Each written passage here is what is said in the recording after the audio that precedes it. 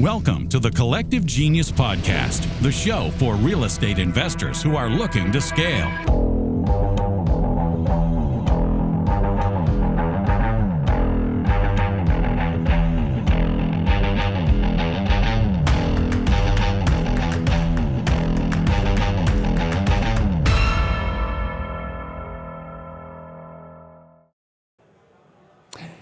What's up, everyone? Leon Barnes back. Day 2, CG Select, CG Elevate, our live Collective Genius podcast. We have had an awesome first day, and we are just starting. You might even be able to hear the networking that is going on outside. If you are not in this room, you need to get into this room. And if you're on the fence, you won't be after you hear this interview with my next guest.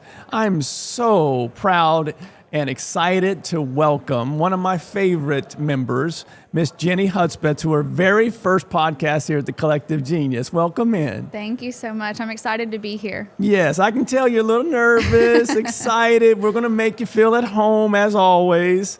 Jennie is presenting later during our quick hitter presentations later this afternoon. Before we get to what you're presenting on, tell everyone why you are so great and accomplished to be able to do that presentation. What do you do, where you do it from, and who do you help? So like Leon said, my name is Jennie Hudspeth. I run a company called REI Sales Tools. What I get to do is I help salespeople transform into the best version of themselves. I told Leon that I'm not the greatest at the elevator pitch for what I get to do because I work really hard to try to help people figure out where the biggest gain in the gap is.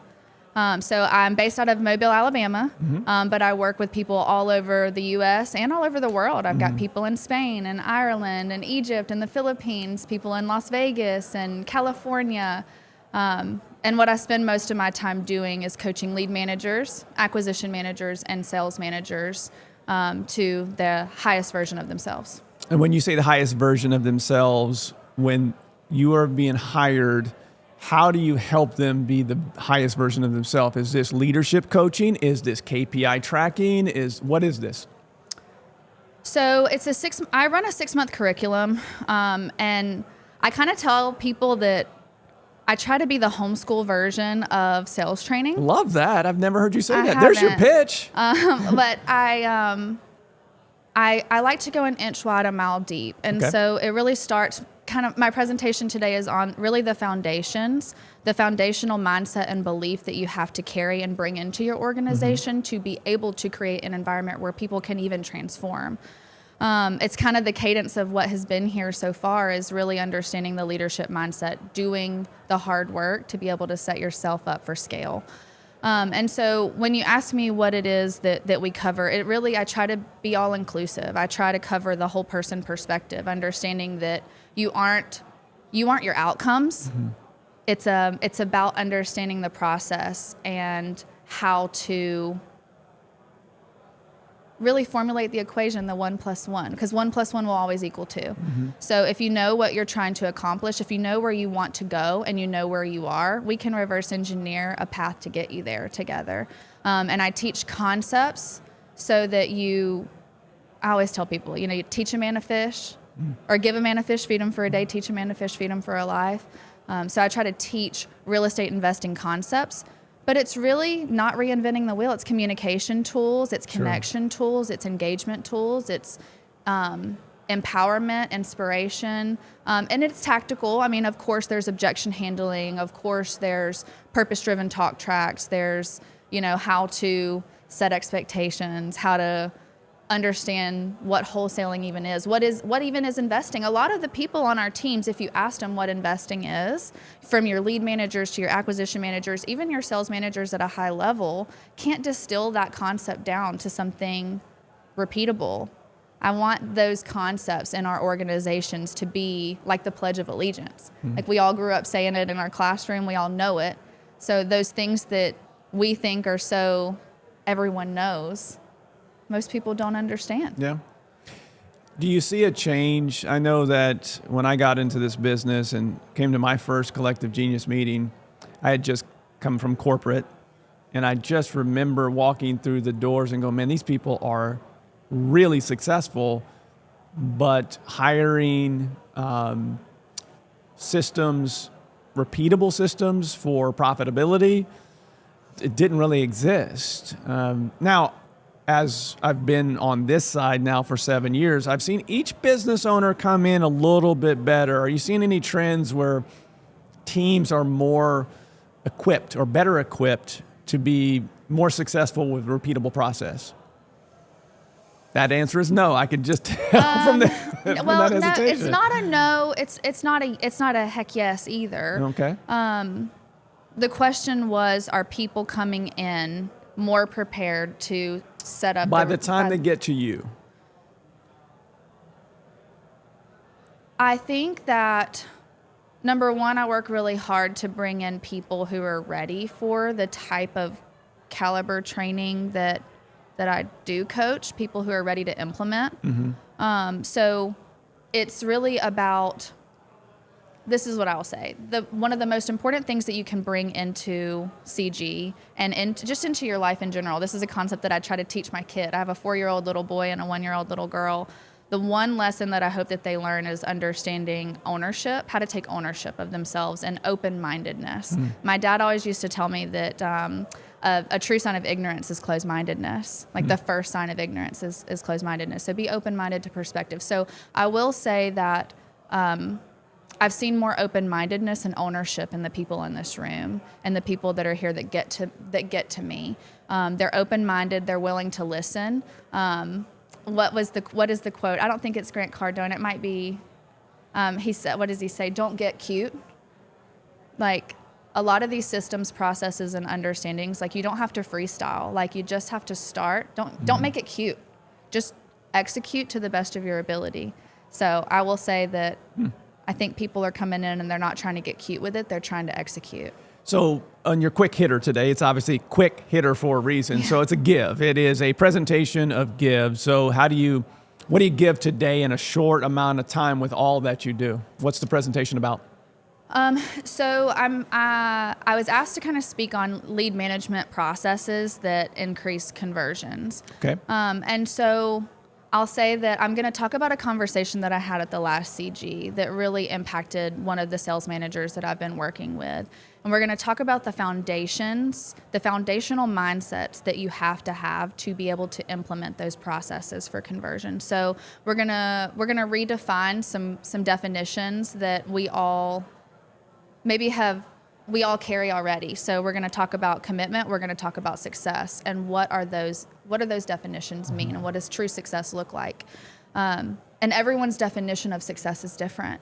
And so we come in here and we try to, what did I hear? R&D, rip off and duplicate.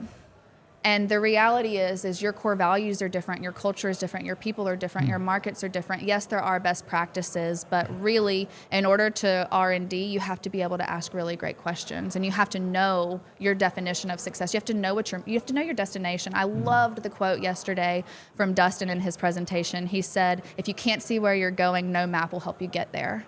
And I think that has been the cadence, and that concept is what I'm hoping to bring in my presentation is. You have the roadmap, you have all the tools and the tactics, and we come in here and we look for the tactical. But if your mind isn't right and your belief system isn't right and your foundations aren't cast, not just for you as a leader, but you have to cast the foundation for your team. And if you're not doing that at a high level, you can't scale something that isn't stable. You will love Casey Smith's presentation today. As you're talking, all I could think about was the pod that we did with her yesterday, talking about what she's going to deliver here really soon.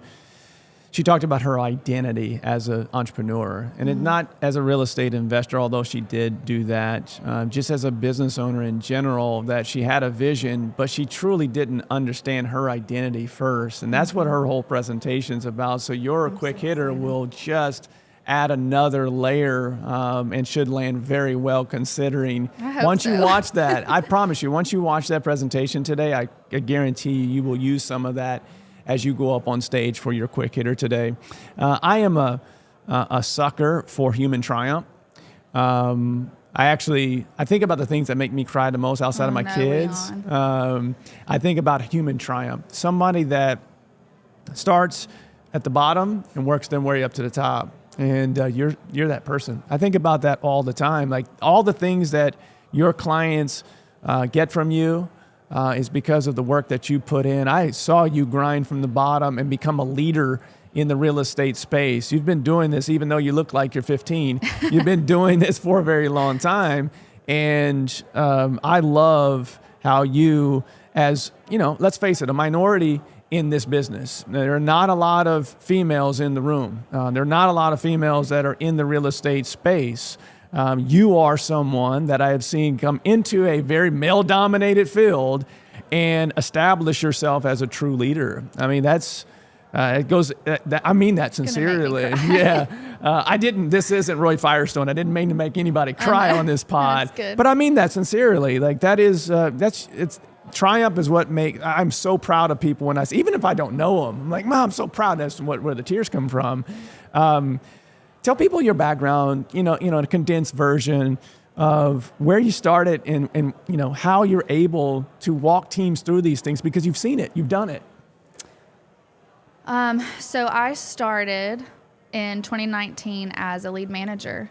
I was unemployed for 4 months prior to that role, and I couldn't afford groceries. We had moved into my family's home because we couldn't afford our apartment anymore.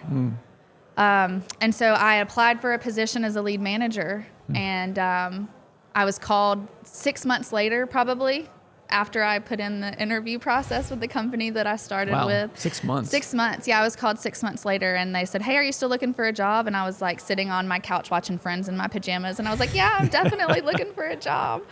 And so I walked in, I interviewed, I was hired on the spot, and I stepped into a lead management role, making $27,000 a year, thinking like I'm finally in a place where I'm making it. Like I thought that was what I was worth. Yeah. I don't want to cry. So I started in that role and had been in inside sales previously. And so I was there for about 3 months. I think I started in like quarter 3, and I went in for a quarterly review with the COO at the time. And he sat me down and he said, "Hey, on a scale of 1 to 4, 1 being the worst, 4 being the best, you're a 1. And I said, "Respectfully, sir, your data is incorrect. I'm the best employee that you have, and if you give me an hour, I can prove it." Wow. And he kind of blinked, and he looked at me and he was like, "Okay, I'll see you back in an hour." And I'd been tracking the data and I had spreadsheets. I knew what I was doing for the organization and that I was adding value. He didn't. And so from that moment on, I kind of moved into, he gave me an opportunity to move into a kind of junior sales management seat because I had a knack for data and understanding of systems and processes, and he had zero data confidence at the time. He couldn't make his decisions in the business without correct data. Sure. So I was moved into a sales management role and ultimately had no experience being in, and I didn't deserve it. What I'm thankful for is I had a leader who saw an opportunity to delegate and an opportunity to inspire growth in someone. He saw something in me and he gave me a shot. And I definitely, from that point on, really learned how to manage. I had probably 8 people on the team at the time, stepping into that sales management role. I think the first thing I ever did was an internal audit. That was what I called it. And I turned over 100% of my sales team using words like internal auditing as a manager. But over the course of a 4-year period, we went from 1 market to 8 markets all along the Gulf Coast, and we really dominated that area. And I went from lead manager to sales manager to director, managing 35 boots on the ground acquisition managers, 75 lead managers, and I think our team had about 15 dispo reps. And all of those numbers sound great, but really the biggest lesson that I learned was how to communicate with the people around me in a way that would inspire action, how to help them become what they wanted to become. That management role, that director role isn't about you. When you're in that leadership role, it's not about you putting out fires, you solving all the problems. It's about teaching people how to solve their own problems, helping them take ownership of themselves and their role and their responsibilities. So that's a little bit about my journey. Yeah. So I brought that up for this very reason. There are a lot of great service providers in this business. Most of them have come from the business and realized that they loved that particular service and serving others. And a lot of times you'll hear people say, well, I want someone to coach my team that has been there and done that. And most investors want to, that magic word of scale. Right. Well, if you're thinking and considering about having someone lead your teams, obviously you would want someone that has scaled a bit, helped scale the business from 1 market to 8 markets, and had tremendous success in those roles. I wanted to get that out for that very reason. You're qualified for people to understand that you can help their teams at a high level. Anything that you've been helped with here in the morning that we've had here so far at CG Select? Yes, I think just like everybody that comes to CG, we talk about getting slapped with the information, the emotion, you get the CG slap. I am missing an opportunity here, by the way. I am going to create a CG slap shirt and I'm going to sell them outside. Yeah, I'm telling you, people talk about it all the time. I know. It's just really that CG humbles you. And I think we all try, I try to carry humility in the things that I do, but being in this room, this is where you want to be. You're surrounded by people. You're the dumbest person in the room. And I feel that way, even if I have things that I can give. And that is such an incredible thing to be able to say, that you're surrounded by people who are better at you in different capacities that can inspire you to action. So I will tell you that what I have taken away from this and what the people in this room do is they're just consistent encouragers for me. The things that I battle are just, I think like most people, that internal self-talk, that self-dialogue, being in a room, that imposter syndrome, at every level, whether it's you're a multi-billion-dollar organization or $1 million organization or a $350,000 organization, the leaders all kind of carry the same sentiment. We're just trying to figure it out.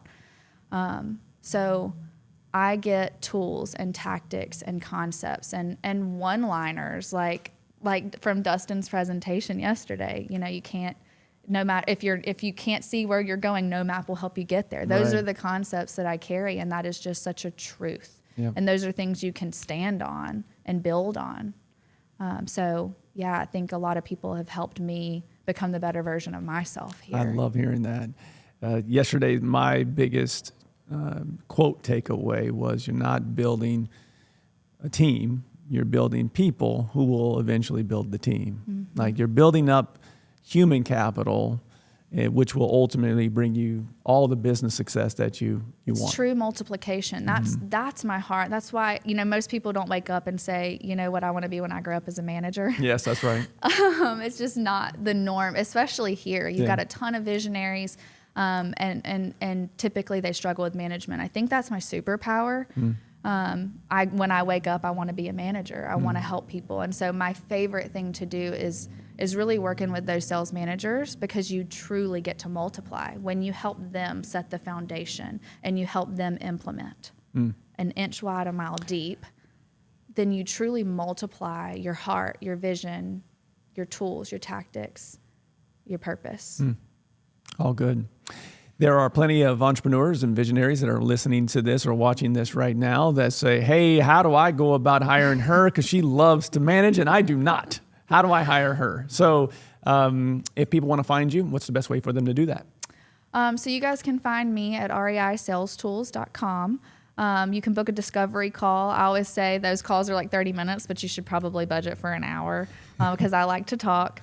But you can find me at REI Sales Tools, or you can email me at Jennie at reisalestools.com. You can find me on Facebook, Jennie Hudspeth. But most of what you'll see there are just pictures of my babies. Yes. And I think that is the human element that most of our members want to make sure that they get across. We're not just robots. working crazy. We're actually humans that are doing this for a higher purpose beyond just money. And you have done very well for yourself, young lady. And for someone that was nervous coming into this, you did great. Thank you so much. Great job. Jennie, thanks for joining us here on the live CG podcast. We have a couple more, I believe, today for you. This is day 2 here at Collective Genius Select and Elevate. This is our live podcast from Dallas, Texas. We will see you on the next version of the live CG podcast.